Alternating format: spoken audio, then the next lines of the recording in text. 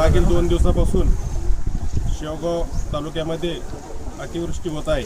तसेच हवामान खात्याने पुढील 2-3 दिवसातही मोठ्या प्रमाणात पाऊस होण्याची शक्यता वर्तवलेली आहे। आजच्या घडीला शेवगाव तालुक्यामध्ये मोठ्या प्रमाणात पूर परिस्थिती निर्माण झालेली आहे। तरी सर्व जनतेला आवाहन करण्यात येत आहे की त्यांनी पाण्याची परिस्थिती पाहून घराच्या बाहेर पडावे। तसेच अडीअडचणीच्या वेळीस प्रशासनास संपर्क साधावा। कोणीही स्वतःहून कसल्या प्रकारे पाण्यात उतरू नये किंवा रिस्क घेऊ नये।